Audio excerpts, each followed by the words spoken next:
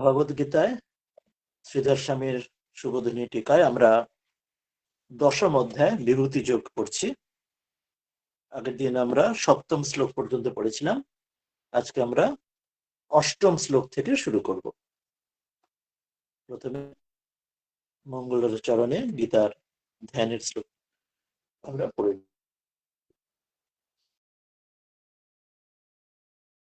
এই শ্লোক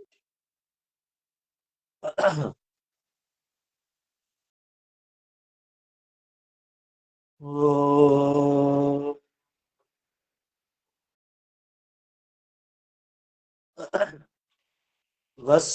वसुदेवसुतं देवं कंसचाणूरमर्दनं देवकी परमानन्दं কৃষ্ণং বন্দে জগদ্গুরুম।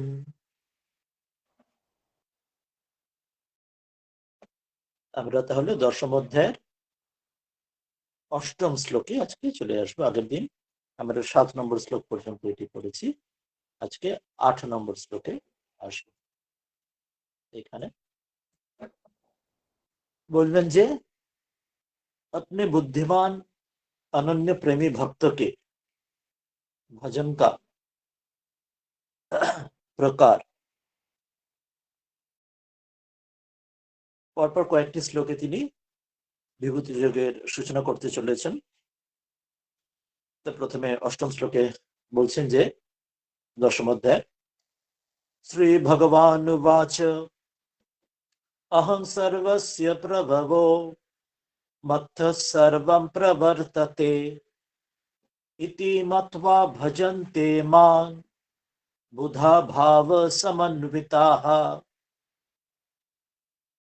বলছেন যে অর্থ अहं सर्वस्य प्रभवः मत्तः सर्वं प्रवर्तते इति मत्वा भजन्ते मां बुधः भाव समन्विताः।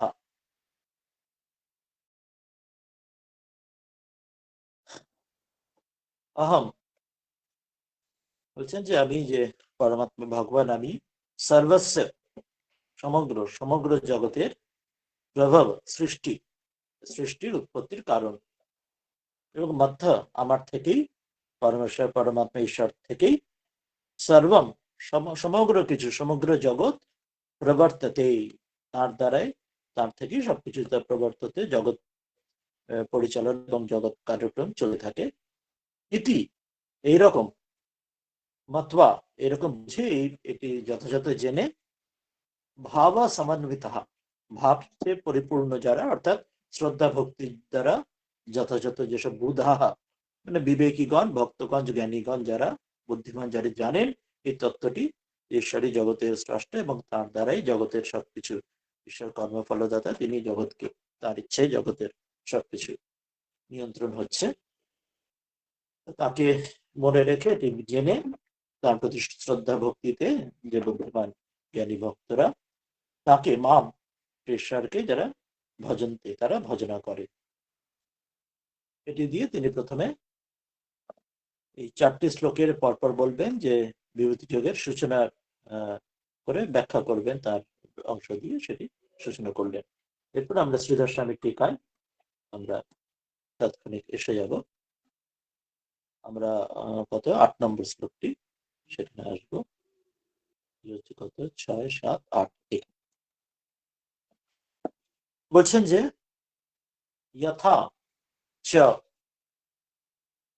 विभूति योगयोर জ্ঞানেন, বিভূতি এবং যোগ, বিভূতি যোগে এখানে বিভূতি নানা রকম বিভূতির কথা বলবেন, এবং যোগ অর্থাৎ ঈশ্বরের সঙ্গে যে যুক্ত হওয়া, জীব যে তার ঈশ্বরের সঙ্গে তার যে স্বরূপ, সেটি তার একত্ব অনুভব, সেই যে তার যে জ্ঞান, এই দুটির জ্ঞানের দ্বারা সম্যক জ্ঞানাবাপ্তি বলছেন, এর দ্বারা সমগ্র জ্ঞানের প্রাপ্তি হয়।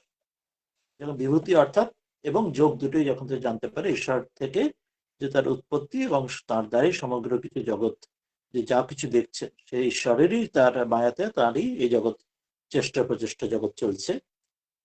অর্থাৎ তার নিজের স্বরূপের সঙ্গে ঈশ্বরের সঙ্গে স্বরূপের যে একত্ব, ঈশ্বরের সঙ্গে যে আমার যে ব্রহ্মস্বরূপ একত্ব এটি জানে, এবং যে ডাইভার্সিটিতে জগতে দেখছি দুটো দিকেই যখন তারা জানছে, একটা হচ্ছে ইউনিটির দিকটা, যে ঈশ্বরের সঙ্গে আমাদের যে মূল স্বরূপ যে এক, সেটি আমার স্বরূপ, এটা যে ইউনিটি সেটা হচ্ছে যোগ, এবং বিস্তারে ডাইভার্সিটিতে যেখানে সব কিছু জগতে যা কিছু আমরা সর্বম খলিদম ব্রহ্ম যা কিছু দেখছি সেটাও ঈশ্বরের থেকে, এই দুটি যখন জানছে, অর্থাৎ আগের দিনে আমরা তৈত্তির উপনিষদে পড়েছিলাম সেই unity in diversity, diversity in unity. এখানে অন্যভাবে সেই কথাটা বলছেন ইউনিটি অ্যান্ড ডাইভার্সিটি, অর্থাৎ দুটো দিকই। ইউনিটি হচ্ছে যোগের দিক থেকে, যে ঈশ্বরই আমার স্বরূপ, সেখান থেকে এক, যে জীব ব্রহ্মৈব না পরহ, আর বিভূতি হচ্ছেন সর্বম খলিদম ব্রহ্ম, যা কিছু দেখছো সেটাই ঈশ্বরই, তিনি হয়েছেন। এই ডাইভার্সিটি, এই দুটি বিষয় ইউনিটি এবং ডাইভার্সিটি, এই দুই বিষয় যে জ্ঞান ঠিকভাবে হলে তখন পূর্ণ জ্ঞান, সেটি সম্যক জ্ঞান অবাপ্তি, সেখানে পূর্ণ জ্ঞান হলে সেটি তার দর্শায়তি, সেটি তিনি দেখাচ্ছেন এই অহম থেকে 8 নম্বর শ্লোক থেকে ইত্যাদি চতুর্বিহী 4টি শ্লোকে তিনি এই বিষয়টি বলবেন। পরপর 8, 9, 10, 11 আমরা এই 4টি শ্লোকে আসবো। প্রথমে 8 নম্বর শ্লোকটি প্রথমে বলছেন, অহম সর্বস্য প্রভব মত্ত সর্বম প্রবর্ততে ইতি মত্বা ভজন্তে মাং বুধঃ ভাব সমন্বিতাঃ।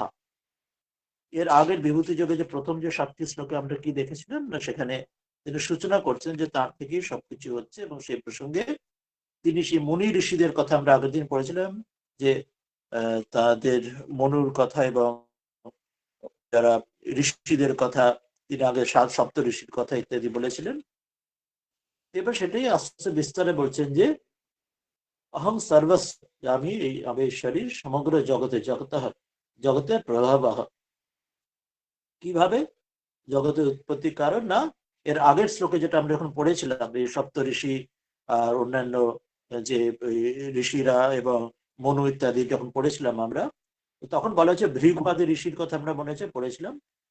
সেটাই এখানে বলছেন, ভৃগুবাদী যে ঋষিরা, সেই বিষয়ে বলছেন ভৃগু আদি রূপ বিভূতি দ্বারেণ, এই ভৃগু আদি যে সপ্ত ঋষি অন্যান্য এবং যা ঋষিরা যেগুলো আগে বলেছেন, সেগুলো তারই সকল বিভূতি, তার তিনি ওই রূপে ব্যক্ত হয়েছেন জগতে, এবং জগতের কার্যকর্ম তিনি করছেন তাদের দ্বারাই। তো বলছেন সেই আদি রূপেই তার, সেটি তার বিভূতির দ্বারে না, তার সেই দ্বারা তার উৎপত্তি হেতু, তার দ্বারা তিনি উৎপত্তি করছেন, জগতের উৎপত্তি এবং জগৎ সৃষ্টি করে জগতের কার্য তিনি পরিচালনা করছেন।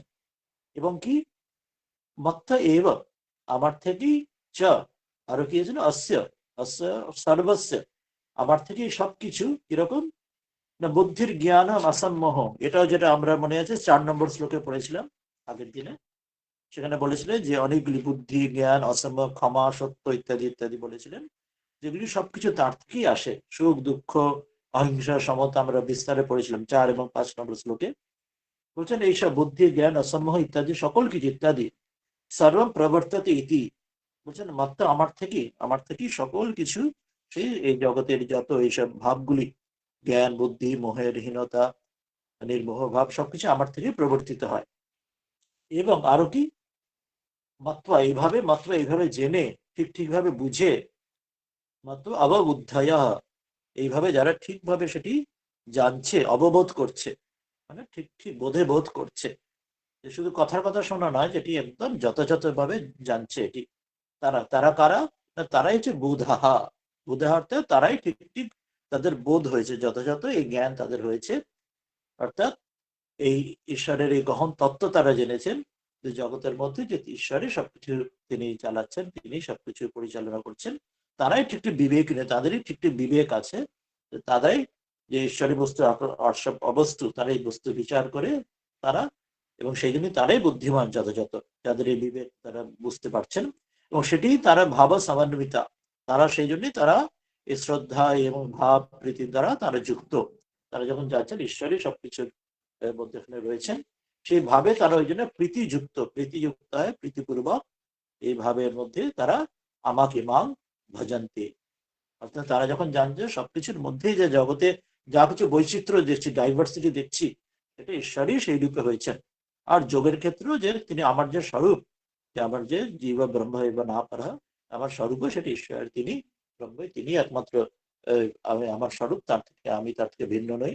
এটা যখন জেনে, ইউনিটি যখন জেনেছেন, সেই জন্য তারা জানার ফলে তখন তারাই ঠিক ঠিক বিবেক তাদের রয়েছে এবং তারা এগুলো বুঝে, তারাই বুদ্ধিমান। সেই ভাবেতে প্রীতিযুক্ত হয়ে শ্রদ্ধা ভক্তির সঙ্গে, জ্ঞানের সঙ্গে তারা আমার ভজনা করেন। প্রথম শ্লোকে বললেন যে কারা তাকে ঠিক ঠিকভাবে জানতে পারে এবং কারা ঠিক ঠিক বুদ্ধিমান।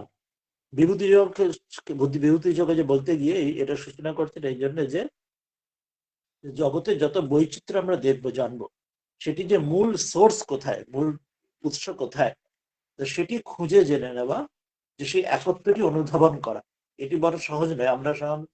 আমাদের হয়ে অনেক সময় আমরা খেই হারিয়ে ফেলি জগতে এত বৈচিত্র্য দেখে, আমরা দ্বৈত বুদ্ধি এসে, এবং সেখানে রাগ এবং দ্বেষ হয়ে যায়, তখন আর রাগ আসক্তি, কোনো দ্বেষ, ওখানে বিরোধিতা সেখানে আসে।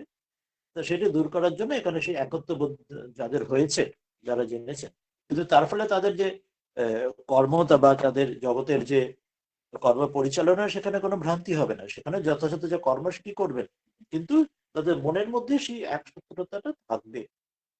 তো সেই জন্যই তারাই হচ্ছে বুদ্ধিমান।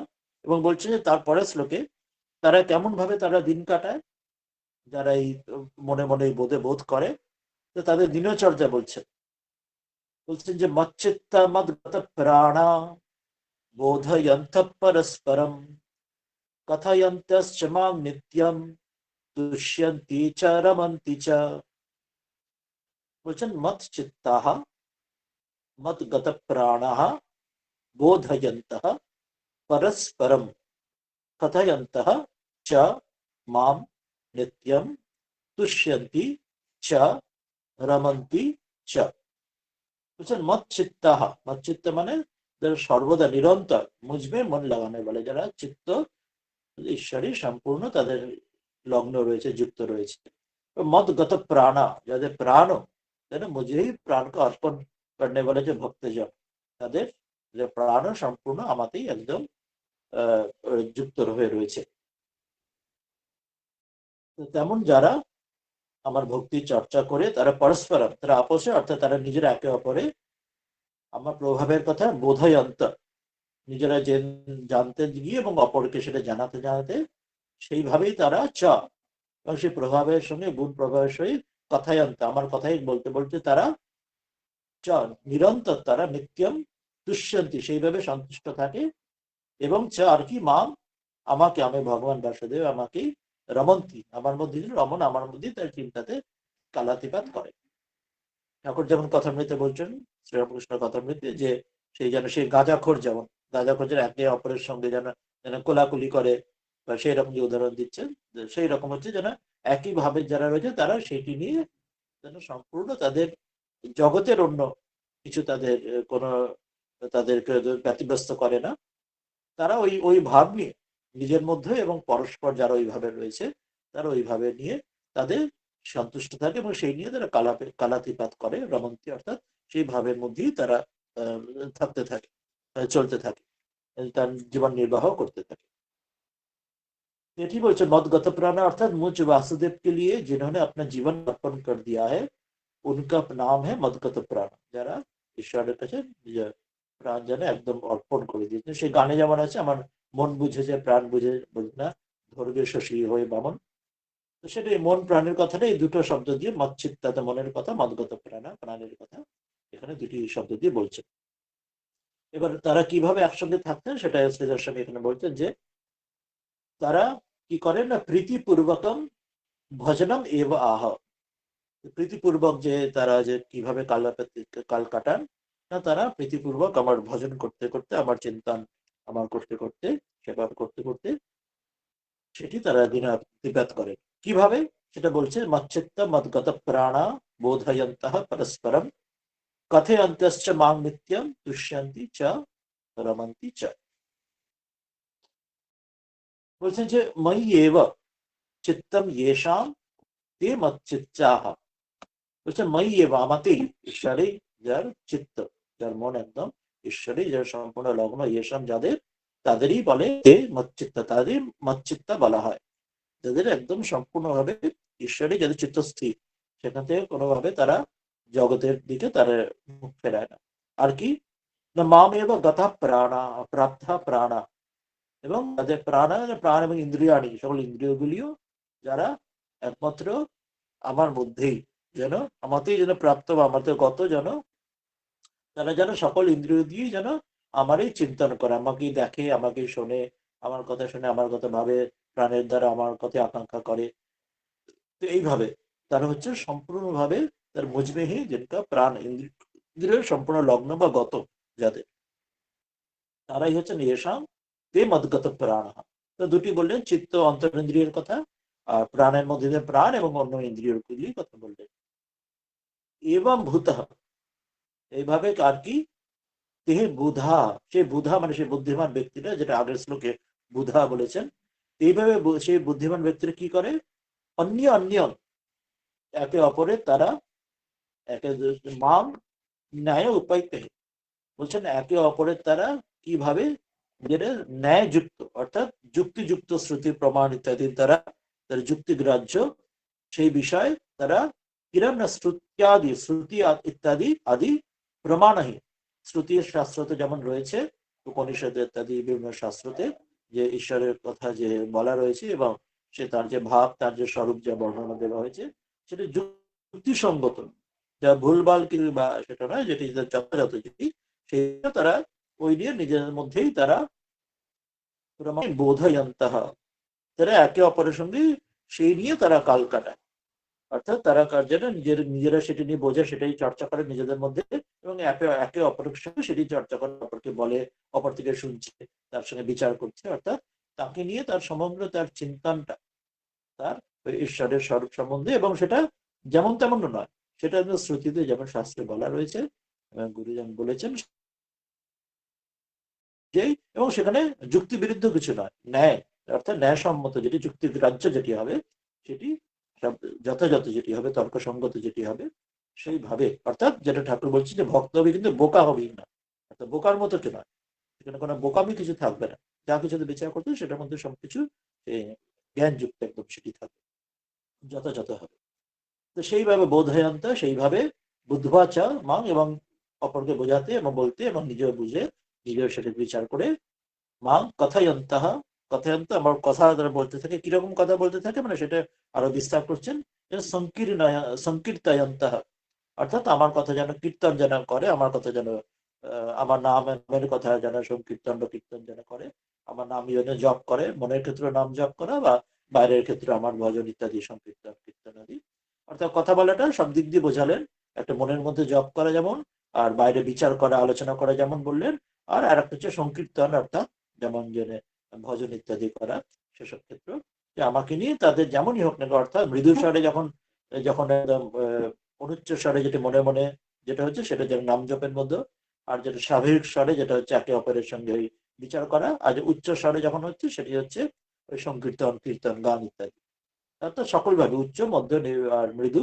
সকল ভাবেই তারা শুধু আমার তিনি দিনাত করে সপ্তাহ এইভাবে থেকে নিত্যম, রোজ মানে নিত্য মানে নিরন্তর সর্বদা তারা তুষ্যন্তি, তারা এইভাবে প্রসন্ন থাকে এবং তুষ্ট থাকে, তারা তাদের সন্তুষ্ট, তারা প্রাপ্ত সন্তুষ্ট থাকে, তাদের মধ্যে কোনো ক্ষোভ বিক্ষোভ কিছু আর তাদের আসে না, এবং বলছেন অনুমোদনের তুষ্টি ইয়ান্তি, বলছেন যে এই অনুমোদন দ্বারা এটা সন্তুষ্ট প্রাপ্ত হন, অর্থাৎ তুষ্ট হন মানে অনুমোদন করে, অর্থাৎ তাদের প্রসন্ন হন যে সন্তুষ্ট হবার অর্থাৎ এই বিষয় তারা এখানে বিচার যখন করেন, বিচার করে তার সঙ্গে একমত হন, ঈশ্বরের যে তার কীর্তন করে বা তার সম্বন্ধে যা বিচার করে যে সিদ্ধান্তগুলি নিচ্ছে যুক্তিসঙ্গত সিদ্ধান্তগুলি অনুমোদন করছেন, অর্থাৎ সেটির সঙ্গে তারা এক তার সঙ্গে বিচারের শেষে তারা শাস্ত্র সিদ্ধান্তের সঙ্গে তারা অনুমোদন করে হ্যাঁ সেটাই সঠিক বলে তারা ঈশ্বর কৃপা তো বুঝতে পারে, এবং তার ফলে তারা প্রসন্ন হন, যে অর্থাৎ যেটি শাস্ত্রে বলা আছে তাদের যার মনের জন ভাব সবকিছু মিলে যাচ্ছে, মনে তাদের সাধনার দ্বারা যে ভাব তারা পাচ্ছেন, আর শাস্ত্রে যারা বলেছেন গুরু যা বলেছেন সব জানেন, তখন সেটি মিলে যাচ্ছে, তখন সেটা অনুবোধনে মিলে গেলে সেই আনন্দ তাতে প্রসন্ন আনন্দ আসে, এবং রমন্তি চাও, এবং তার ফলে তাতে রমতে মানে তার মধ্যেই তারা আনন্দিত থাকে, তার মধ্যেই তারা সেই আনন্দের মধ্যেই তা কালাইতে করেন, এবং চা নিবৃত্তিম জানতি, এবং শেষে সেই আনন্দের পারে যে নিবৃত্তি এবং অর্থাৎ যে নির্বাণ প্রাপ্তি, মোক্ষ, মুক্তি সেটাও শেষে প্রাপ্ত হবে। অর্থাৎ এটি বলছেন উপায় যে যখন তাকে এই মূল যেটি জানবে যে তার থেকেই জগৎ সকল কিছু হয়েছে এবং তিনি সকলকে কর্মের মধ্যে সকল জগৎকে প্রবর্তিত করছেন, এই বোধটি যখন শিওরিটি থাকবে মনের মধ্যে, কোন রকম প্রত্যাবর্তন ঈশ্বর থেকে সবকিছু হয়েছে। ওই ইউনিটি এবং ডাইভার্সিটি যে দুটি যেটা বলা হলো, ইউনিটি আমার স্বরূপের ক্ষেত্রে সেখানেও ঈশ্বরী, আর এই যত ডাইভার্সিটি দেখছি জগতের মধ্যে বৈচিত্র্য সেখানেও ঈশ্বরী। দুটো জায়গায়, একটা বিভূতি যেটা হচ্ছে ডাইভার্সিটি, আর যোগ ঈশ্বরের সঙ্গে যোগ যেটা ইউনিটি। ইউনিটি এবং ডাইভার্সিটি দুটোতেই যখন তার সঙ্গে এই জ্ঞানটি হবে, তখন সে সেই ভাবটি নিজের মধ্যে আলোচনা করবে, অপরের সঙ্গে আলোচনা করবে, সেটি মনে মনে সেটি বিচার আর নাম জপ ইত্যাদি, আর বাইরেও সেটি নিয়ে আলোচনা, আর সংকীর্তন, গান, ভজন ইত্যাদি উচ্চস্বরও সেই করবে এবং সেই নিয়ে সন্তুষ্ট থেকে, এবং সেটি তাদের মনের ভাবের সঙ্গে সেটি শাস্ত্রের বচন সব মিলে যাবে এবং তখন সেটি আনন্দিত হয়ে দিন কাটাবে এবং শেষে মুক্তি, মোক্ষ প্রাপ্ত হবে, নির্বাণ প্রাপ্ত হবে। এরপরে বলছেন এইভাবে এবং ভূতানাম, এইভাবে করতে করতে যে সম্যক জ্ঞানম অহং দদামি ইতি আহ, যারা এইভাবে কালাতিপাত করেন, যারা এইভাবে জীবনচর্যা যাদের আছেন, তাদেরকে বলছেন আমি ভগবান তাদের তাদের সম্যক যে জ্ঞান, যে জ্ঞানের দ্বারা সম্পূর্ণ এই অজ্ঞান দূর হয়, অবিদ্যা দূর হয়, সেই যে যে ব্রহ্মজ্ঞান যে প্রাপ্তি, ঈশ্বর লাভ, সেটি তিনি বলছেন আমি সেটা তাদের পূর্ণ জ্ঞান আমি তাদের দিয়ে দিই। যারা এইভাবে তাদের অল্প বিস্তরে যেটি থাকে সেটি বৃদ্ধি হতে হতে আমি কৃপা করে তাদের পূর্ণ জ্ঞানের এই স্থিতি তাদের দিই।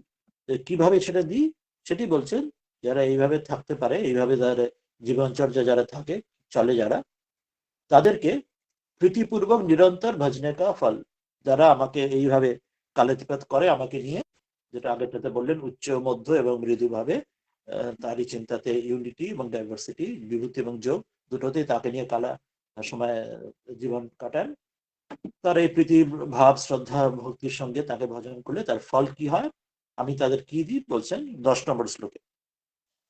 বলছেন তেষাম সততযুক্তানাম ভজতাম প্রীতি পূর্বকম দদামি বুদ্ধি যোগম তম येन मामुपयान्ति ते। বলছেন তেষাম সতত যুক্তানাম ভজতাম প্রীতি পূর্বকম দদামি বুদ্ধি যোগম তম येन মাম উপয়ান্তি তে। কি অর্থ আসছে বলছেন যে এসব, সেই যে তাদের কিরকম, যারা না সতত যুক্তানাম, যারা সর্বদা সতত নিরন্তর, যুক্তানাম আমার সঙ্গে যুক্ত, মানে আমার ধ্যান আদিতে যারা আমার চিন্তনে, তারা সবসময় নানাভাবে ওই যে সংকীর্তনের মাধ্যমে হোক অথবা আলোচনা করে মনে মনে নাম জপ করে হোক, যেভাবে হোক, মৃদু, মধ্য বা তীব্র যেভাবে হোক না কেন, আমার সঙ্গে সর্বদা যারা যুক্ত, এবং কিভাবে যুক্ত, প্রীতিপূর্বক ভক্তি, শ্রদ্ধা, ভালোবাসার সঙ্গে যারা যুক্ত, ভজতাম এইভাবে যারা আমার ভজনা করে, সাধনা করে, তাদের সেই সব ভক্তদের, সেই সব মানুষদের, সাধকদের তাম সেটি দিই, কি দিই না, বুদ্ধি যোগম, তত্ত্ব জ্ঞান, বুদ্ধিরূপ যে যোগ, যে তত্ত্ব জ্ঞান রূপ, অর্থাৎ যেখানে বুদ্ধি, সেই যে শুদ্ধ জ্ঞান, শুদ্ধ ভক্তি, শুদ্ধ আত্মা, সেই একই কথামৃতে বলছেন। তো সেই যে ভাবটি সেই দিই, যেটার দ্বারা তারা দাদামি আমি দিই তাদের কৃপা করে, যাতে এনো যার দ্বারা তে তারা, এই সাধকরা, মাম আমাকেই, মুচিত উপযান্তি আমাকে প্রাপ্ত প্রাপ্ত হয়ে যায়। অর্থাৎ আমি কৃপা করে তাদের সে বুদ্ধি যোগ দিই, বুদ্ধি যোগ অর্থাৎ বুদ্ধি যে মলিনতা কাটিয়ে বুদ্ধিকে শুদ্ধ করে দিই, শুদ্ধ মন, শুদ্ধ বুদ্ধি, শুদ্ধ আত্মাকে, সেই স্থিতিতে তাদের হৃদয়ের মধ্যে তখন যে জীব ব্রহ্মই বা না পারে, যে তার সঙ্গে যে অভেদ সেটি আমি তাকে জানিয়ে দিই, এবং সেই তারকে তার ইষ্ট লাভ, তার সাধনার ফল তাকে আমি দান করি। বলছেন যে এবং ভূতানাম, যে এইভাবে যারা সম্যক জ্ঞানম অহং দদামি, আমি তাদের, আমার ভক্তদের সম্যক জ্ঞান মানে, জ্ঞান মানে পূর্ণ জ্ঞান, সেই জ্ঞানটি আমি তাদের দিই। কিভাবে না, তেষাম সতত যুক্তানাম ভজতাম প্রীতি পূর্বকম দদামি বুদ্ধি যোগম তম येन মাম উপয়ান্তি তে। বলছেন এবং সতত যুক্তানাম, এইভাবে যারা সবসময় সর্বদা আমার সঙ্গে যুক্ত রয়েছেন ঈশ্বরের সঙ্গে, ঈশ্বর চিন্তায় যারা মগ্ন রয়েছেন, তাদের সতত যুক্ত অর্থ কি সেটা আরো বলে দিচ্ছেন। মই আসক্ত চিত্তানাম, যারা আমাকেই যারা আসক্ত, অর্থাৎ যারা সদা আসক্ত চিত্ত, যারা কোনো জগতের কোনো বস্তুর মধ্যে বিষয়ের প্রতি যারা যাদের আসক্তি নেই, একমাত্র ঈশ্বরই যাদের একমাত্র তাদের পক্ষ, সেটাই তাদের হৃদয়ে রয়েছে, তেমন যারা, তাদের আমি প্রীতিপূর্বকম, এবং যারা আমাকে ভজতাম, যারা এইভাবে যারা আমাকে ভজনা করে প্রেমের সঙ্গে, ভালোবাসার সঙ্গে, ভক্তির সঙ্গে, এসব তাদেরকে কি করি না, বুদ্ধি রূপম যোগম, এই বুদ্ধিরূপ যে যোগ বা উপায়, সেটি দদামি, অর্থাৎ সেই বুদ্ধি রূপ যোগ বা উপায় সেটা আমি দিই, যে বুদ্ধি যোগ বা বুদ্ধিরূপ উপায় দ্বারা তারা আমাকে পায়। কমিটি কম বলছেন, এটা প্রশ্ন করছেন কিরকম সেটি, যে বুদ্ধি যোগটা কি না, ইয়ে না উপায় না, যে উপায়ের দ্বারা তে ভক্তা, সেসব ভক্তরা যাতে মাম প্রাপ্নুবন্তি, আমাকে দ্বারা পেতে পারে, এই উপায় দ্বারা তারা বুদ্ধি যোগের দ্বারা, বুদ্ধি রূপ যোগের দ্বারা বা উপায়ের দ্বারা তাদের আমি দিলে তারা আমাকে স্বয়ং আমাকে অনুভব করতে পারে, সাক্ষাৎ করতে পারে, ঈশ্বর সাক্ষাৎ, আত্ম সাক্ষাৎকার, ব্রহ্ম সাক্ষাৎকার করতে পারে, ব্রহ্মজ্ঞান হতে পারে। তো বলছে যারা এমন ভাবে যুক্ত থাকে সর্বদা আমাকে বুদ্ধি যোগতে দিই। এই বুদ্ধি যোগটি কি, কেমন কি, সেটা পরের শ্লোকে বলবেন, যে সেই বুদ্ধি যোগটা কিভাবে তাদের হৃদয়ের মধ্যে, ওই যেটা একটু একটা বলা হলো, শুদ্ধ জ্ঞান, শুদ্ধ ভক্তি এক, বা অন্য দিক দিয়েও শুদ্ধ মন, শুদ্ধ আত্মা, শুদ্ধ বুদ্ধি এক, এখানে তার আত্মা যেন প্রতিফলিত হন শুদ্ধ মনেতে, বুদ্ধ চিত্ত শুদ্ধি, বুদ্ধ শুদ্ধি, বুদ্ধি শুদ্ধ হলে। তো সেটি বুদ্ধিযোগটা পরের শ্লোকে বলবেন, সেটা কিরকম ভাবে এই বুদ্ধিযোগের দ্বারা সেই আত্মার যে আমার হৃদয়ের অন্ধকার কাটিয়ে সে আমাদের অনুভূতি দেন, সেটি বলছেন বুদ্ধিযোগ দত্বা, এই বুদ্ধিযোগকে দিয়ে চ তস্য অনুভব পর্যন্ত, এবং বুদ্ধিযোগ দিয়ে তার যে অনুভব অর্থাৎ উপলব্ধি, শুধু কথার কথা যে থিওরিটিক্যাল বা ইন্টেলেকচুয়াল অনুভব নয়, মানে ইন্টেলেকচুয়াল জানা নয়, যেটা অনুভব বাস্তবিক, যেটি সেই তাকে জানা, তাকে তাকে অনুভবে বোধে বোধ করা, সেই যে অনুভব পর্যন্ত তমাপাদি অবিদ্যাকৃতম, এবং সংসারম নাশয়ামি, এবং কি করি তার দ্বারা, যে এই বুদ্ধিযোগ দিয়ে তাদেরকে যতক্ষণ না তাদের অনুভব বা তাদের সেই উপলব্ধি যতক্ষণ না হয়, সেই পর্যন্ত যে অবিদ্যাকৃত যে সংসার, এই যে অবিদ্যার দ্বারা যে সংসার যা সৃষ্টি হয়েছে, যা কিছু, সেগুলো নাশাই আমি, সেটি আমি নাশ করে দিই। बुद्धियोगेर बुद्धियोग देकर भी उसको अनुभव होने तक उसका संपादन करके वे अविद्याजनित संस्कार का नाश कर देते हैं। তো বলছেন অর্থাৎ বুদ্ধিযোগ দিয়ে তার সেটা অনুভব পর্যন্ত, বুদ্ধিযোগ দিয়ে যে সেখানে আমি ছেড়ে দিয়ে ওদের নিজের ওয়ার্কআউট করবে তা নয়, একদম আমি ওদের শেষ পর্যন্ত আমি তাদের অনুভব উপলব্ধি সেটা করিয়ে দিই। বুদ্ধিযোগের শেষ ফল যে তাদের ঈশ্বর সাক্ষাৎকার, সেটা সম্পূর্ণ আমি করিয়ে দিই, এবং তাদের অবিদ্যা দূর করিয়ে দিই, ফলে সংসার নাশ করিয়ে দিই, নাশ করিয়ে তাদের সাক্ষাৎ যে অনুভব, সেটি আমি তাদের করিয়ে দিই। তা বলছেন যে সেই শ্লোকটা যে কিভাবে করবেন, সেটি 11 নম্বর শ্লোকে বলছেন যে এষামেবানুকম পার্থম অহম অজ্ঞানজম তমঃ নাশয়াম্যাত্মভাবস্থ জ্ঞান দীপেন ভাস্বতা। বলছেন তেষাম এব অনুকম্পার্থম অহম অজ্ঞানজম তমঃ নাশয়ামি আত্মভাवस्थः জ্ঞান দীপেন ভাস্বতা। বলছেন কিভাবে আমি সেটি করি তাদের, বলছেন পেশাম, তাদের ওপর সেই ভক্তদের, সেই ভক্তরা সর্বদা আমাকে মচ্চিত্ত মদগত প্রাণা, তাদের বুদ্ধিযোগ অনুগ্রহ করে, অনুকম্পার্থ অনুগ্রহ কৃপা করে, আমার অহিত কৃপা সিন্ধু রূপে, আত্মভাবস্থ আত্মভাবস্থ তাদের যে হৃদয়, তাদের অন্তঃকরণে যে থেকে স্থিত হয়ে, যে অহম আমি স্বয়ংই তাদের হৃদয়ের মধ্যে, এবং যে অজ্ঞানজ, যে অজ্ঞানের দ্বারা যে তমজ অন্ধকার যেটি রয়েছে, যেটি স্বাভাবিক, যেটি অবিদ্যা অজ্ঞান রয়েছে সকলের মধ্যে, সেই দুর্বলতাটা কি দূর করে দিই কিভাবে না, ভাস্বতা, যে প্রকাশময় উজ্জ্বল জ্যোতির্ময় কি দ্বারা, জ্ঞান দ্বীপ, তত্ত্ব জ্ঞান রূপ যে দ্বীপ প্রদীপের দ্বারা, সেটির সঙ্গে তিনি তুলনা করছেন সেই উজ্জ্বল প্রদীপের আলোর দ্বারা অন্ধকার। ঠাকুর বলছেন সেই 1000 বছরের অন্ধকার ঘর একবার আলো জ্বাললি বা দেশলা কাঠিতে সব অন্ধকার দ্বারা দূর হয়ে যায়, তেমনি না আশাই আমি নষ্ট করে দিতাম। অর্থাৎ আমি তাদের কৃপা করে তাদের যে যত তাদের অজ্ঞান অবিদ্যার যে অন্ধকার রয়েছে সেটি এই জ্ঞান দ্বীপের দ্বারা যেন সে প্রদীপ যেন হৃদয় জ্বালিয়ে দিই তার জ্যোতির দ্বারা। যেন গানে রয়েছে খণ্ডনা ভবতে যে জ্যোতির জ্যোতি উজ্জ্বল হৃদয় হৃদয় গুহাকে তিনি জ্যোতির জ্যোতি, তিনি জ্যোতির্ময় রূপে তিনি সে অন্ধকার দূর করছেন। আমি সেটা করে দিই বলছেন এইভাবে দিয়ে এখানে। সেটি হচ্ছে বুদ্ধিযোগের তার যে কৃত্য যে কর্ম, বুদ্ধিযোগ বুদ্ধিযোগ দিয়ে যাচ্ছে অনুভব পর্যন্ত, তার যে বুদ্ধিযোগের দ্বারা যতক্ষণ না তার সেই উপলব্ধি হয়, তখন তমাপাদ্য অবিদ্যাপাদি অবিদ্যাকৃতম, অবিদ্যাকৃত যা কিছু তার সেটি সেই যে সংসার, যে অবিদ্যার দ্বারা যে সংসার উৎপন্ন হয়েছে সেটি নাশয় আমি নাশ করে দিই। ইতি আহ তেষাম এব অনুকম্পার্থম अहम अज्ञानजम तमः नाशयामि आत्मभावस्थः ज्ञानदीपेन भास्वता। বলছেন তেষাম অনুকম্পার্থম, যে তাদেরকে আমি অনুকম্পা বা তাদের আমি অনুগ্রহ করে,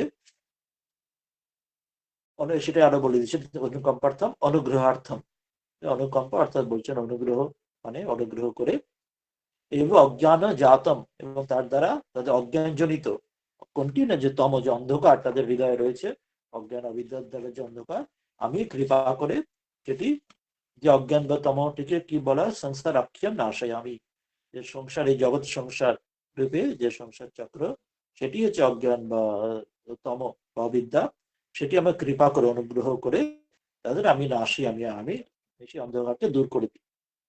কি করে তুমি করো, কুত্রস্থিত কোথায় থেকে করো, কুত্রস্থিত স্থান যে কোথায় তুমি থেকে সেটা করো। আর বলছেন কেন বা সাধনে না, কিভাবেই বা করো, কোথায় থেকে সেই অজ্ঞানটা দূর করো, সংসার নাশ করে দাও, আর কিভাবে করো, কেন বা সাধনে না কোন সাধনের সাহায্যে করো, তমা নাশে আসি, কিভাবে তুমি অজ্ঞানের নাশটা করো, অন্ধকারের নাশ করো, ধ্বংস করো। বলছেন ইতিহাস আহ, সেটি উত্তর দিচ্ছেন যে আত্মা ভাবস্থ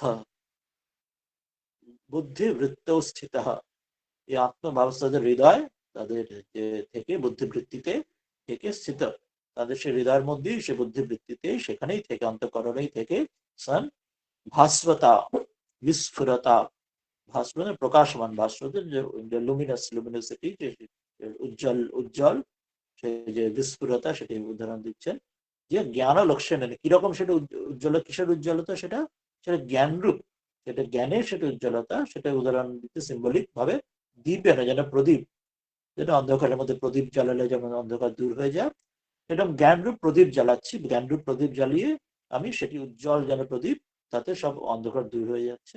এইভাবে আমি নাশে, আমি তাদের জ্ঞান এলে অজ্ঞান দূর হয়ে যায়, বিদ্যা এলে অবিদ্যা সকল দূর হয়ে যায়। এইভাবে এটি হচ্ছে বুদ্ধিযোগ, যে তিনি কৃপা করে তাকে ব্রহ্মজ্ঞান ঈশ্বর জ্ঞান আত্মজ্ঞান তাকে তিনি দান করেন।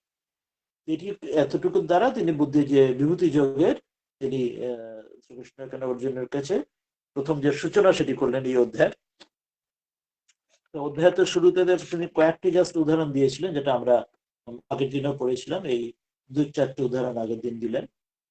যে আজকে তো যেগুলো পড়লাম সেগুলো তো বটে, সেটা আজকে তো উপায়টা বললেন কিভাবে তিনি তাদের এই তার কাছে তাদের উপলব্ধি দিচ্ছেন বিভূতি যোগটা, অর্থাৎ কি করে সহায়ক হচ্ছে আমাদের সাধনের জন্য, এটা সহায়ক হচ্ছে সেটি তিনি এখানে বললেন যে তার দ্বারা কি করে উপলব্ধি করছে। আর তার আগের ক্লাসে যেটা আমরা পড়েছিলাম যে এখানে এই যে আগের মতো দিনের ক্লাসগুলোতে, যে তিনি ভগবান বিভূতি আর যোগগুলো তত্ত্বতে জানলে তখন তার সাথে যুক্ত হয়ে যায়, তার বিভূতিকে ডাইভার্সিটিকে জানলে এবং চৌথ ইউনিটিকে জানলে তার ফলে তার সঙ্গে তারা একদম যুক্ত হয়ে যায়, যেটা বলা হয়েছিল যোগ পুরুষ মেরি পরমাশ্বর্য বিভূতি আর যোগ দুটোই তত্ত্বের সঙ্গে যারা জানতে পারে, যেটি আজকে আমরা পড়লাম, তারা নিশ্চল ভক্তি যোগের দ্বারা যুক্ত হয়ে গিয়ে এতে কোনো সংশয় করো না, সেটি বিস্তারে বললেন। আর বিভূতিগুলো কি কয়েকটা আগের দিন বলেছিলেন, যে ওই যেটা ওই যে মহর্ষা সপ্তপূর্বে সপ্তর্ষি ঋষিদের কথা, চত্বর মনোভাব যেটা পড়েছিলেন, যে সনক সনন্দন যেটা আমরা আগের দিন পড়েছিলাম, সনক সনন্দন সনাতন সনত কুমার, এবং মনুর কথা পড়েছিলাম, চতুর্দশ মনু ইত্যাদি। এই যে কয়েকটা বিভূতি তিনি আগের দিন বলেছিলেন, যেটা আজকে শুরুতে বললেন, ভৃগু আদি বিভূতিদের দ্বারা তিনি এই জগৎ সৃষ্টি করে জগৎ তিনি পরিচালনা করছেন। আর তারও আগে তিনি বলেছিলেন এই মনের দিক থেকে কতগুলি ভাব, আমাদের মনের ভাবগুলি যে তার থেকেই আসছে, চার পাঁচে বলেছিলেন, বুদ্ধি, জ্ঞান, অসম্মোহ, ক্ষমা, সত্য, দম, সম, সুখ, দুঃখ, ভব, অভাব, ভয়, অভয়, অহিংসা, সমতা, তুষ্টি, তপ, দান, যশ, অযশ, সবকিছুই তার থেকেই আসছে। এতগুলি বিভূতির তিনি সূচনা করেছিলেন সংক্ষেপে এই অধ্যায়গুলো থেকে। তার আগে তিনি বলেছিলেন যে তোমাকে এখন বলবো যে আমাকে এইভাবে জেনে তারা সকল পাপ থেকে যারা জানতে পারে, তিনি সকল কিছুর মূল, এবং তিনি সকলের মধ্যে সবকিছু তার মধ্যে যে উৎপত্তি, তাতে স্থিতি, তাতেই তাতে তাতে লয়, যারা জানে তারা সকল পাপ থেকে মুক্ত হয়ে তারা তাকে প্রাপ্ত হয়। এটি যে অধ্যায়ের সূচনায় বলেছিলেন, যারা আমাকে, অন্যরা সকলে আমাদের সকলে জানতে পারে না সহজে, যাকে কৃপা করে আমি জানিয়ে দিই তাদেরই আমি জানিয়ে দিই, না হলে আদারওয়াইজ কোনো অন্য দেবতারা বা ঋষিরা নিজে থেকে জানতে পারে না, যেটা আগের দিন পড়লাম। এটা অর্জুনকে কৃপা করে অল্প কয়েকটি উদাহরণ দিলেন, যে আমার কাছে আমার এই পরম বচন এই অধ্যায়ের শুরুতে বলেছিলেন যে মহাবাহু অর্জুন, সেটা শোনো, তোমাকে ভালোবাসি বলে, তোমার প্রীতির জন্য, তোমার ভালোর জন্য আমি এগুলো তোমাকে বলবো। এখানে সংক্ষেপে আমরা পড়লাম এই 11 অব্দি। তিনি কয়েকটা উদাহরণ দিলেন, একটা মনের দিক দিয়ে বললেন যে সকলে এই ঋষিরা, মহর্ষিরা, দেবতারা জানতে পারে না, কিন্তু বুদ্ধি, সময়, সব, ক্ষমা, সত্য সবই আমার থেকে আসছে। আর এই জগতের যারা উৎপত্তির জন্য ভৃগু ইত্যাদি সপ্ত ঋষি, মনু, সকলের সেটা আমার থেকেই তারা জগৎ পরিচালনা করছেন। এবং হে অর্জুন, যারা এইভাবে জানতে পারে আমার এই বিভূতি এবং যোগ, তারা আমাকে পেয়ে যায়, আমাকে আমার তত্ত্ব জানতে পারে শেষ আমার কৃপায়, এবং আমাকে উৎপত্তি সবকিছু জানলে এটার সাহায্যে তখন আমি তাদের বুদ্ধি যোগ দিই, তারা সেই নিয়ে দিন কাটায় আনন্দের নিজেদের মধ্যে, তীব্র মধ্য বা মৃদু স্তরে আমার চিন্তাতেই বা আমার কথাতেই সময় কাটায়। এবং তাদের আমি তখন বুদ্ধি যোগ দিয়ে দিই, বুদ্ধি যোগ দিলে তখন শেষে আমাকে পেতে পারে যারা এইভাবে কালাতিপাত করে। কিভাবে দিই, তাদের মধ্যে মধ্যে যে অন্ধকার থাকে হৃদয়, সেটি এই জ্ঞান আমি জ্বালিয়ে দিই, যেন প্রদীপ জ্বালিয়ে দিই, জ্ঞান প্রদীপ প্রদীপ। তার ফলে আমার কৃপাতে তাদের সকল কিছু অজ্ঞান দূর হয়ে যায়, তারা আমাকে পেয়ে যায়। এই সংক্ষেপে বিভূতি কয়েকটা দিয়ে বললেন তিনি তাকে পাওয়ার উপায়। এরপরে অর্জুন এরপরে ভগবানের স্তুতি করবেন, যে এই যে তুমি এক্ষুনি বললে সেই বিষয়ে স্তুতি করে তার বলছেন যে আমার তাতে কুলোচ্ছে না, অর্থাৎ আমার তাতে মানে শুনে প্রাণ ভরছে না, আমি আরো জানতে চাই। তুমি তোমার যে বিভূতি বিস্তার আমাকে আরো বলো, আরো বলো। যে এই যে কয়েকটা অল্প কয়েকটা যেটা বলে 11টা শ্লোকে, তাতে মনে ভরছে না। তিনি বলছেন যে তুমি যেমন মহান, তুমি তোমার বিভূতি ডাইভার্সিটি আর অনন্ত, তোমার যে ঈশ্বরের ইতি করা যায় না, সেটি তুমি আমাকে বলো। আর যোগের এই বিষয়ে আর তোমাকে পাবার যে পথ, সেটা আমাকে আরো বিস্তার করে বলো। তা সেখানে অর্জুন এখানে পরপর কয়েকটি শ্লোকে তিনি এরপরে বলবেন 12, 13, 14, 15, 16, 17, 18, 18 অব্দি, 12 থেকে 12, 13, 14, 15, 16, 17, 18, এই 7টা শ্লোকে অর্জুন এবার বিস্তারে তাকে ভগবানের স্তুতি করে তার কাছে এটি বলবেন। এটা বোধহয় পরের দিনই করতে পারি, আজকে যদি আর সময় না হয়, 15 মিনিট রয়েছে। যদি কোনো আলোচনা প্রশ্ন থাকে সেটা আমরা করে নিতে পারি। আর মনে হয় অর্জুনের যে প্রশ্নগুলি আমরা পরের দিনই নিতে পারি, বা প্রশ্ন বা অর্জুনের যে বিষয়টি আজকে ভগবানের এটি করলাম, অর্জুনের বিষয়টি পরের দিন থেকে শুরু করা যাক। তখন অর্জুনের স্তুতিগুলি নেবো এবং অর্জুনটা আরো জানতে চাইবেন, সেটা পরের দিনে বোধ হয় শুরু। আজকে কেউ কিছু আলোচনা করতে চাইবেন? তাহলে আলোচনা করে নিতে পারি, যদি কারো প্রশ্ন আলোচনা থাকে। অল্প না থাকলে তাহলে একটা শ্লোকের সামান্য একটু করে নিই। এই 12, 13 দুটি শ্লোক একসঙ্গে একটু করে নিতে পারি, প্রশ্ন তেমন নেই দেখছি কারণ। বলছে অর্জুন দ্বারা ভগবানকে স্তুতি যেটা করবে, তার মধ্যে দুটি শ্লোকে একসঙ্গে তিনি বলবেন। প্রথম দুটি শ্লোকে সুন্দর একটি স্তুতি হবে এখানে। তারপরে তিনি জানতে চাইবে আরো আমাকে বলো তোমার কথা, তখন আরো জানতে চাইবে। এই দুটি শ্লোকে প্রথমে বলছেন 12, 13-তে, হ্যাঁ দুটো শ্লোক মিলেই। অর্জুন উবাচ পরম ব্রহ্ম পরম ধাম पवित्रं परमं भवान् पुरुषं शाश्वतं दिव्यम् आदिदेवमजं विभुम् आहुस्त्वं ऋषयः सर्वे देवर्षिर्नारदस्तथा असीत देवलो व्यासः स्वयं चैव ब्रवीष्मे। একটু বড় কথা বলবেন যে এত মহাপুরুষরা তোমাকে জানে না, কিন্তু আমি তোমার যে কৃপা আমার মতো মানুষকে তুমি তুমি আমি জানতে চাইছি। অর্থাৎ সেই ধরবে শশী হয়ে বামুন, যে কথা গানে আছে না, যেটি বলা হলো যে আমার মন বোঝে যে প্রাণ বোঝে না, ধরবে শশী হয়ে বামুন। সেই ভাবটি অর্জুন এখন বলবেন। परम ब्रह्म परम धाम पवित्रम परमम भवान पुरुषम शाश्वतम दिव्यम आदि देवम अजम विभुम आहुस्त्वाम ऋषः सर्वे देवर्षि नारद तथा असितः देवलः व्यासः स्वयं च एव ब्रवीषि मे। বলছেন এই ভগবানের কথা শুনে অর্জুন বললেন যে হে ভগবান, যে ভগবান আপনি परम ब्रह्म, আপনি সে পরম ব্রহ্ম, এবং পরম ধাম, আপনি সে পরম ধাম পরম গতি, এবং পরম পবিত্র, আমি আপনি সেই পরম পবিত্র। কেননা আপনি ত্বম, আপনাকে সর্বে সকল যে ঋষি ঋষায়া, সকল যে ঋষিগণ, যে কয়েকজন ঋষি যে আগে উদাহরণ দিলেন, সপ্ত ঋষি এবার অন্যান্য কথা বললেন, সেই ঋষিরা শাশ্বতম যে সনাতন, এবং দিব্যম যে দিব্য, পুরুষম যে পুরুষ রূপে, বা আদিদেব আদি রূপে, সকল দেবতাদের আদি রূপ সনাতন পরমাত্মা রূপে সকল যে ঋষিরা তারা, এবং অজন্মা অজম যে তার জন্মহীন রূপে, বিভূম সর্বব্যাপী সকল জায়গায় ব্যাপী রূপে আহু বলেন। অর্থাৎ এই ঋষিরা আপনাকে তাই বলেন যে আপনি হচ্ছেন সে শাশ্বত সেই পুরুষ এবং পরম পবিত্র ধাম, এবং আপনি সেই আদি দেব, আপনার জন্মহীন, আপনি সর্বব্যাপী। ঋষিরাও তাই বলেন, যেসব ঋষিদের কথা বললেন। এবং তথা এরকমই আরো কারা বলেন, দেবর্ষি যে নারদের কথা, দেবর্ষি নারদও তাই, তিনিও তাই বলেন। এবং অসিত আরো দুজন ঋষির নাম বলছেন, এবং অসিত এবং দেবল দুজন ঋষি আরো নাম উদাহরণ দিলেন, তারাও তাই বলেন। এবং ব্যাসদেব, ব্যাসদেব যিনি এই মহাভারতের রচয়িতা বলছেন, তিনিও তাই বলেন বটে, যে অন্য ঋষিরা তাই বলে, দেবর্ষি নারদ, অসিত, দেবল, ব্যাসদেব, তাদেরকেও এবং আর কি, এবং স্বয়ং যে আপনি নিজেও এক্ষুনি এবার আমার প্রতি মেয়ে ব্রবীষি, আপনিও তাই বললেন বটে, এক্ষুনি আপনি তাই বললেন। সে নামে আপনার কথা আমি পুরোটাই বিশ্বাস করছি, যে এর আগে এই ঋষিরাও বলেছেন, এবং এই ব্যাসদেব, নারদ, অসিত, দেবল সবাই বলেছেন, আপনি নিজেও এক্ষুনি বললেন এটি। এটি নিয়ে তিনি বলবেন যে এটাতে কিন্তু আমার মন ভরছে না, আমি আরো জানতে চাই, সেটা তিনি এখানে বলবেন। বলছেন সংক্ষেপে না উক্তা, বলছেন এই যে সংক্ষেপে, এই যে তিনি যে এই বলেছেন এর আগে আগে বিভূতি যে কটা আগে আমরা পড়লাম 11 শ্লোক অব্দি, সেগুলো বিস্তারে না জিজ্ঞাসু, এগুলো কিন্তু সংক্ষেপে ওইটুকুই জেনে আমার কিন্তু মন জানছে না, সেগুলো বিস্তারে আরো জানতে চাই, জিজ্ঞাসু হয়, সেগুলো জানতে চেয়ে ভগবন্তম স্তুবান, ভগবানের স্তব করছেন, যে ভগবান আমাকে ওইটুকুতে মন ভরছে না, আমাকে তোমার বিভূতি আমাকে আরো আরো আরো বলো। বলছেন যে স্তুবান, সেগুলি জন্য স্তব করে পরম ব্রহ্ম এটি সপ্তমী 7টি শ্লোকে অর্জুন বলবে যে আমাকে আরো আরো আরো দাও প্রাণ, এই গানের মধ্যে যে আমাকে নানাভাবে তোমার কথা, অনন্ত রূপে তোমার কথা বলে শেষ হলে ইতি করা যায় না, সেটা আমাকে আরো আরো বলো, এইটুকু তো আমার মন ভরছে না, আরো চাই।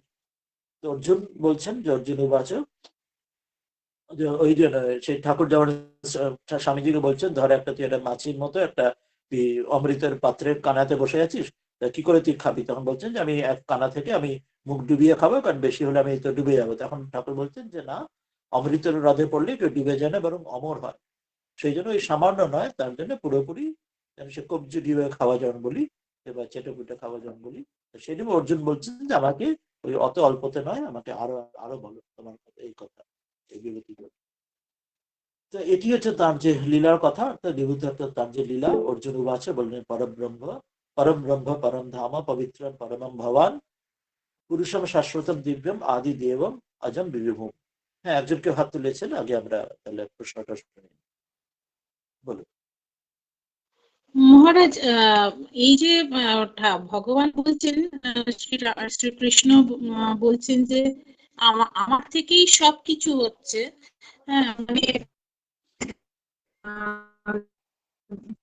সবকিছুই আমারই, বিভূতি, হ্যাঁ ভালো যেমন ভালোর হ্যাঁ যেটা সর্বশ্রেষ্ঠ সেটাও আমার, খারাপটা কিন্তু ভগবান তো হ্যাঁ শুদ্ধতার প্রতীক।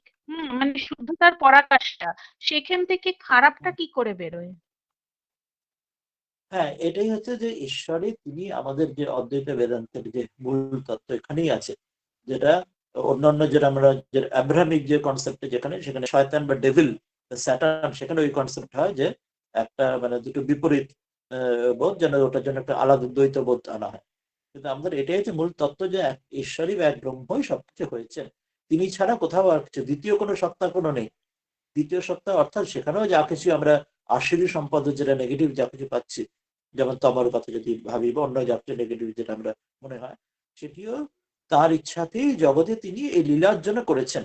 কথা বলতে বলছেন যে যেন অন্ধকার তিনি কেন করেছেন, যে ঠাকুর বলছেন যা সেটা তারই লীলা। অন্ধকার থাকলে তাতে কি যে এই পাপ থাকলে যেটা পুণ্যের দিকে মানুষ এগোবে, বা আলোর যে শুদ্ধতা বা আলোর যে পবিত্রতা সেটি প্রকাশ বেশি হয়।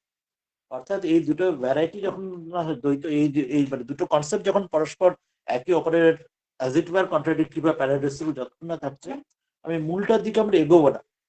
ওই জন্য তিনি ঈশ্বর তার লীলার জন্য এটি তিনি করে রাখেন, যে লীলার জন্য যে জীব তার কর্মের দ্বারা সে তখন এই যে তার অসৎ ভাব বা নেগেটিভ আসরি সম্পদ যা হচ্ছে তার নিজের কর্মের দ্বারা, কিন্তু তিনিও সেই তার মূল যে স্রোত সেটা ঈশ্বর থেকেই আসছে। ঈশ্বর কারণ ঈশ্বর বই দ্বিতীয় কেউ নেই। সেখানেও যেমন ওখানে রয়েছে ওই যে সেই গানেতে সকলই তোমার ইচ্ছা, যে তুমি কাউকে তুমি রাজা করছো, কাউকে ভিখারি করছো।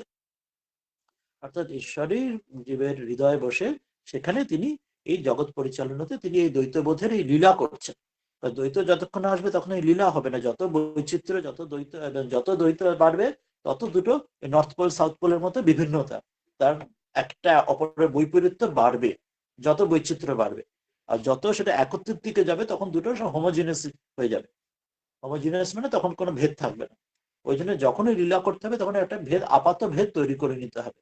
এটা ঈশ্বরই তার লীলার জন্য আপাত ভেদ করে নেন, এই যেটা পাপ পুণ্যর এই যে লীলা, তবে তার লীলাটি ঠিক ঠিকভাবে চলতে পারে। এটি তার ইচ্ছাতেই তিনি এটি করেন। এই জন্য তিনি একরূপে তিনি এই ব্রহ্মা বিষ্ণু মহেশ্বর রূপে সৃষ্টি স্থিতি প্রলয় এইভাবে তিনি করছেন, কিন্তু সেটারই তার দ্বারা তিনি বিন্দুমাত্র এফেক্টেড হচ্ছেন না। ঠাকুরের কথায় যেমন সেই সূর্যের আলোতে সকল কিছু কেউ তাদের ভালো কিছু করছে, কেউ ভাগবত পড়ছে সূর্যের আলো, কেউ হয়তো সূর্যের আলোতে টাকা জাল করছে, কিন্তু সূর্য উভয়তেই নির্লিপ্ত। এটা তো নির্লিপ্ত, ওটা তো নির্লিপ্ত। অর্থাৎ তার দ্বারাই তার প্রকাশেই, তার দ্বারা তিনি চৈতন্য সত্তার পিছনে রয়েছে বলেই যে জীবের কর্ম হচ্ছে। কিন্তু এবার তার জীবের কার প্রবৃত্তি সংস্কার অনুযায়ী কেউ তাদের সৎকর্ম করছে দৈবী সম্পদের হলে, আর কেউ আসরি সম্পদ থাকলে অসৎকর্ম করছে।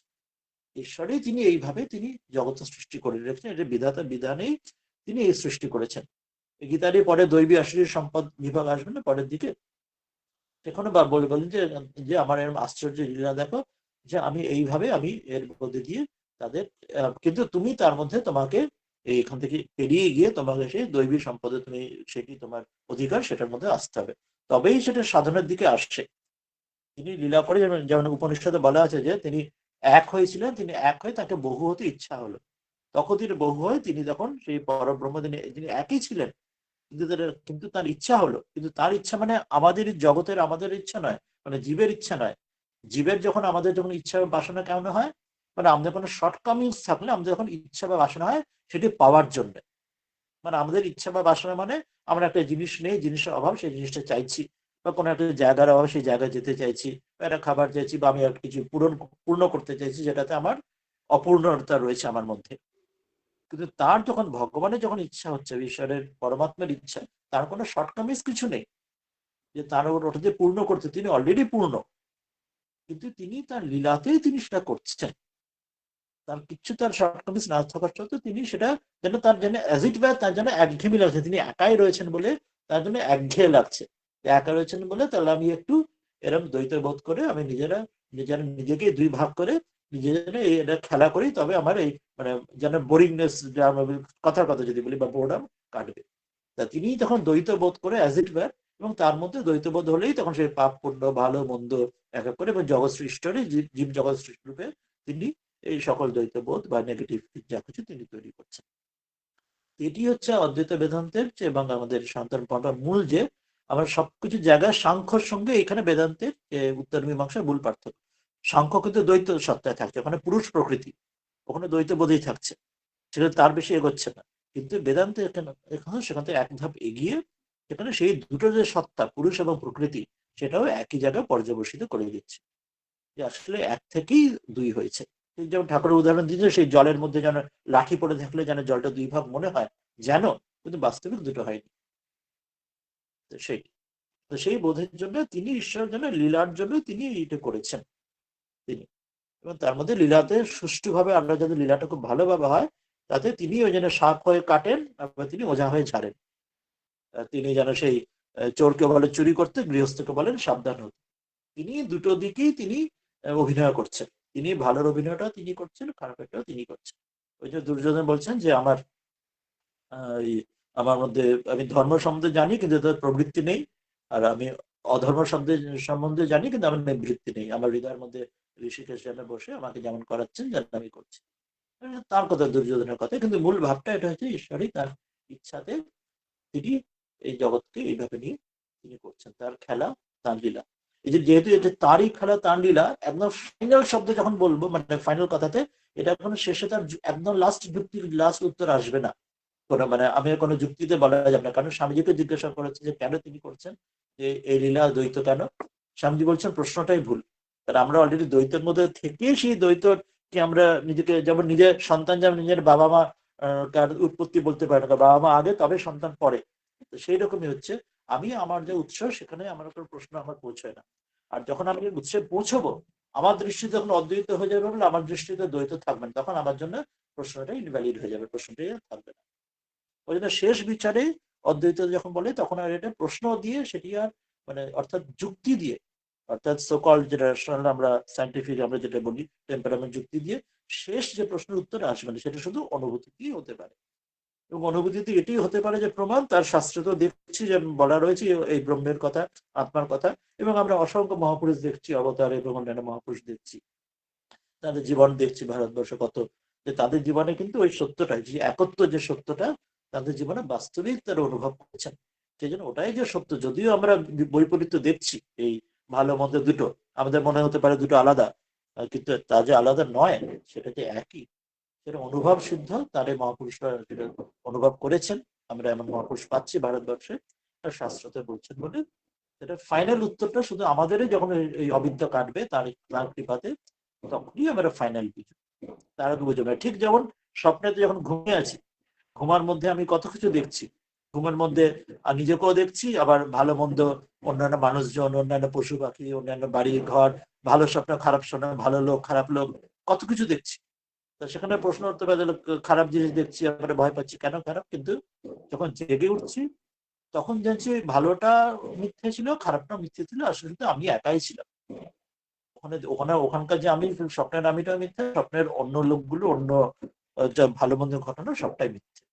ভালো মন্দের পারে যে আসল সত্তা সেটাই আমি, কিন্তু সেটা স্বপ্ন ভাঙলে তবে জানা যায়। তার আগে যুক্তি একটা স্তর অব্দি যেতে পারে, তার বাইরে যুক্তিতে আসে না, সেটা শুধু অনুভবই সিদ্ধ। ওই জন্য এখানেই বললেন না যে অনুভবের দ্বারা আমি তাদের অনুভব পর্যন্ত বুদ্ধি থেকে পবিত্র করে তাকে অনুভব করিয়ে দিই, তার আগে তারা জানতে পারে না। সেটাই এখানে বলছে, একটা স্তর অব্দি আমাদের যুক্তি পৌঁছবে, কিন্তু ফাইনালটা যখন রিলেশন তার কৃপাতে যখন হবে, তবেই সেটা অন্ধকার সম্পূর্ণভাবে কাটবে। এটাই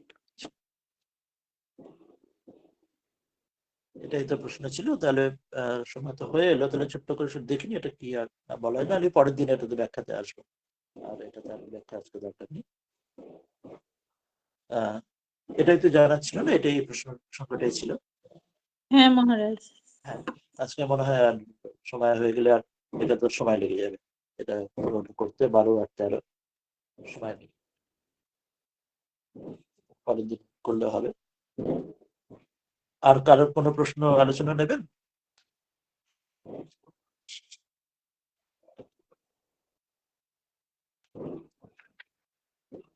তাহলে আজকে এটাই থাক। তাহলে পরের দিন এই 7টা যে শ্লোকে অর্জুন বলবেন, যে শ্লোকটা মূল শ্লোকটা তো আজকে পড়লাম, তার যে অর্থটা সেটা নিয়ে নেব, এবং তারপরে আরো 5টা শ্লোক সেখানে আমরা দেখবো অর্জুন ওই জানতে চাইবেন এই বিষয়টা, যে তুমি যেটুকু বলেছো সেটাকে আমি আরো আরো বিস্তারে জানতে চাই।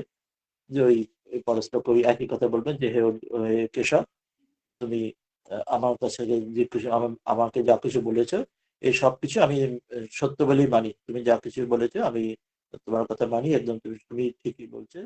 তুমি লীলাবান তোমার স্বরূপের দ্বারা, কিন্তু অন্যরা কেউ সেগুলো জানতেই পারে না। অন্য দেবতা দানব কেউ জানার যোগ্য নয়।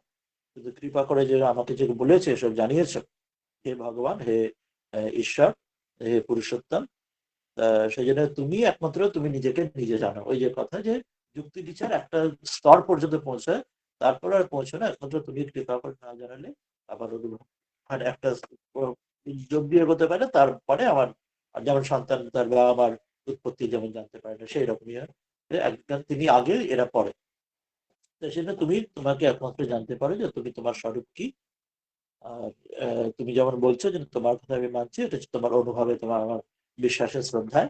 এবং কিন্তু তাতে এবার বলছেন যে আমার তাতে আমার পেন ভরছে না, জানো, যে তুমি তোমার যে দিব্য বিভূতি যে আরো বিস্তার করে আমাকে বলো, সম্পূর্ণভাবে আমাকে বলো যে সেগুলি বিভূতির দ্বারা তুমি কিভাবে লোককে, সমগ্র লোককে স্থিত করে কি করে তুমি লীলা করছো, কোথায় কোথায় কিভাবে, হে যোগেশ্বর, কিভাবে নিরন্তর তোমাকে চিন্তা করে আমি তোমাকে জানতে পারবো, হে ভগবান, কোন কোন ভাবের দ্বারা, কোন চিন্তনার দ্বারা তোমাকে আমি চিন্তা করতে পারি, ভাবতে পারি। অর্থাৎ আমার স্মরণ মনন কিভাবে আমরা 24 ঘন্টা তোমাকে নিয়ে কাটাতে পারি। এই এটি বিস্তার করে আমাকে এখানে বলো যে হে জনার্দন, তোমার যোগশক্তি বিভূতিটা আমাকে আবার ডিটেলসে বলো বিস্তারে। এবং তোমার এই অমৃতময় কথা শুনে আমার জন্য তৃপ্তি হচ্ছে না, আমার জন্য অর্থাৎ মনে পড়ছে না, আমাকে আরো আরো আরো শোনার উৎকণ্ঠা যাচ্ছে। তো এটা আমাদেরও যে কথামৃত বা অন্যান্য যে শাস্ত্রে আমরা পড়ি না কেন, সব জায়গায় ভগবত গীতাতে, সব জায়গায়। তো ওই বিষয়টি বারবার এখানে এই জন্য পড়ার যেটা কথা প্রশ্ন আসে, তো সেটা আমরা পরের দিন দেখবো এই প্রশ্নগুলো ডিটেলসে, অর্জুনের প্রশ্ন ব্যাখ্যা গুলো। আর তারপরে এই অধ্যায়টা ওই জন্য অত্যন্ত ইম্পর্টেন্ট এই অর্থে যে আমাদের সাধনের জন্য এই অধ্যায়টা খুব সহায়ক। এই যে এত ভ্যারাইটি রূপে তিনি যে উদাহরণ দেবেন এরপরে, এবং তারপরে অনেকগুলো উদাহরণ দেওয়ার পরে বলবেন যে বাস্তবিক আমার অনন্ত, আমার এই বিভূতি অনন্ত, ও কোনো শেষ হয় না। তোমাকে এই পুরো চ্যাপ্টার দিয়েও বলবে না, এই কয়েকটাই তোমাকে শুধু বলতে পারলাম, কারণ এর অনন্ত, এর কোনো শেষ হয় না। তিনি কিন্তু আমরা যে উদাহরণ যেগুলো দিয়েছেন সেগুলি আমরা আস্তে আস্তে পরে দেখবো। এটি আমাদের নিজেদের সাধন, নিজেদের লীলা চিন্তনের জন্য খুবই সহায়ক হবে। আজকে তাহলে কি এই শ্লোক দিয়ে এবার গীতা ধ্যানের শেষ শ্লোক দিয়ে শেষ করি। আর যদি কারোর কোনো প্রশ্ন আলোচনা না থাকে তাহলে এই শ্লোকটি পড়ে নি।